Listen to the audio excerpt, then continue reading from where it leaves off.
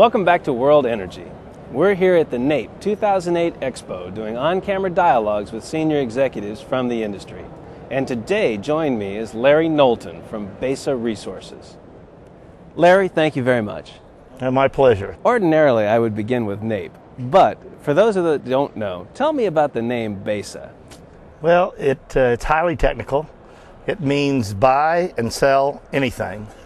And I think it's a quintessential capitalist story of oil business.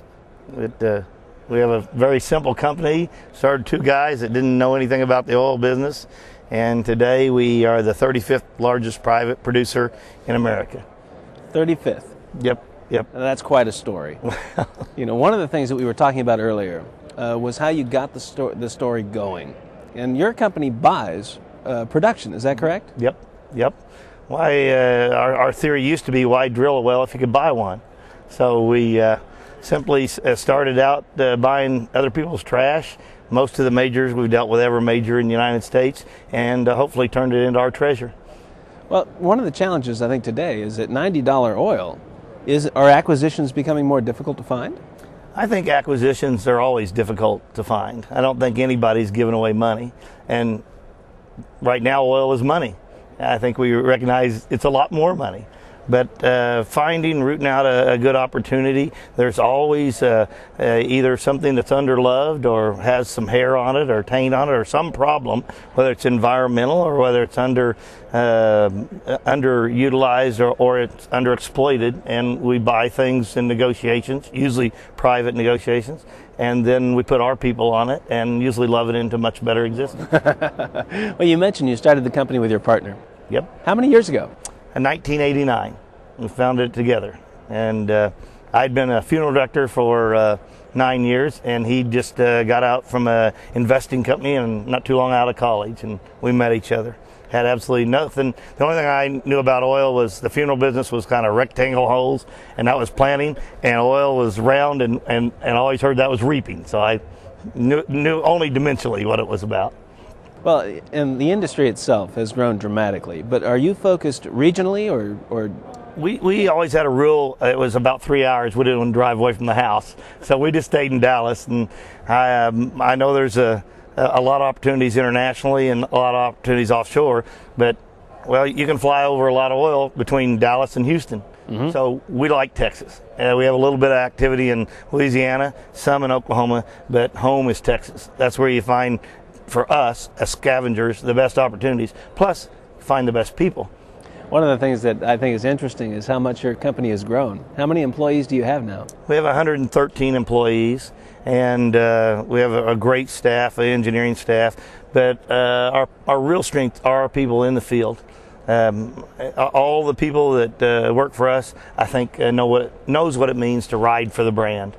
And I don't have to worry when I go to sleep at night. I have people that know more about our wells and know more about the babysitting and what's going on than I do. And I think I have the best people in all America. So I guess the energy industry has been good for you. Yeah, it's the quintessential capitalist story. It's a great part of what makes America great. It's really the purest free enterprise opportunity for poor boys make good. To some degree, if you study the story of Exxon, you study the story of Standard Oil, it is the story of America. And it is the power that runs free enterprise. Mm-hmm. Well, our economy was born on low-cost energy. And I think we're entering an era where that's going to be much more difficult to do. Yep. But as a domestic producer, that's really your job, is to make sure that we have enough low-priced energy. If we look at where we're going from here, what would you say to somebody who was considering a career in energy today? It is the best industry. There's nothing like it. And the opportunities, who's going to inherit all of the properties, all of the technology? There's not enough young people in our industry. We had a big attrition during '98. A lot of women said to their husbands that are engineers, go throw newspapers, do something respectable, because we don't need to go up and down the roller coaster financially. I think the world's changed now, and it's a great opportunity for young people to be in our industry. I don't think we're going to have any less need for it. Making babies seems to be too much fun, so there's going to be plenty of people in the future that are all going to want to drive cars. I don't see the soccer moms slowing down in their Suburbans. They seem to go 70 mile an hour out on the freeway, so I can't see anything but a great opportunity for young people in this business. We talk about the prices going up and demand going up. Yep. Do you think the American consumer really understands how important domestic production is as compared to taking Nigerian oil? I think that's a difficult question. I think people are smarter than they ever have been before. That most of the time, I don't think we want to debate over where it comes from. We just need it. We want it. And the question is, what do we have to do to get it, and at what price? There's a lot of oil here in America, and I think conservation has to be an issue we all have to look at. But then there's also the side of looking at our existing oil. I believe we have over 450,000 wells in America, and most of those are less than 6 barrel a day wells. So I think it's very important for us to look at the reserves we have and how to maintain them. It also looks like in the near future the consumption's sure going to outrun our ability to produce. And I think not only legislation-wise, but we need to be a little more friendly towards our industry. I don't think our industry's always had the best image, and some of it rightfully so. I think there is an overall image that guys in this business are cigar smoking in the back room and just trying to manipulate the price. I think that it would be interesting if the world knew what people in this business do every day. Yeah. You were mentioning your hunting trips. Yeah. I don't think the outdoors is something we want to destroy. No. I think the normal person that is in the oil business has a conservation mind. I think they want to live in a friendly, happy, good, healthy world.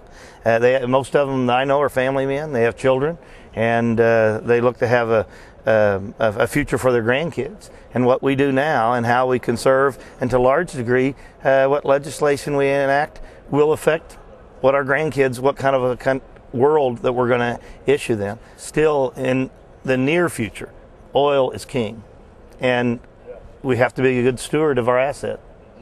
Well, one of the figures that I like to point out is today we produce less than 30% of our domestic needs. By 2012, we're estimated to produce less than 10% of our domestic needs. You found an unusual source for oil. Yep. We produce, I think I said we were the 35th largest private producer in America.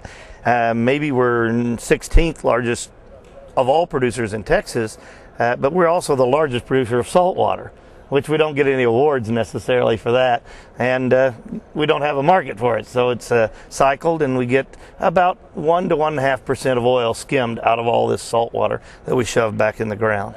How much oil does that represent? For us, we produce approximately equivalent of gas and oil, about 12,000 barrels a day, and so we move perhaps 900,000 barrels. In the East Texas field, our East Texas Saltwater Company, I know we're about 900 barrels a day. It's close to just in that one field, which was the largest field for years. Larry, any final thoughts? I think the oil business is a great business. I think NAPE's a great place for young people to come. I still think it's a great country, and yeehaw for Texas. Thank you very much. I'm Richard Loomis for World Energy Television, and we've been visiting with Larry Knowlton of Besa Resources, or Buy and Sell Anything. Thank you very much for watching, and we'll be right back.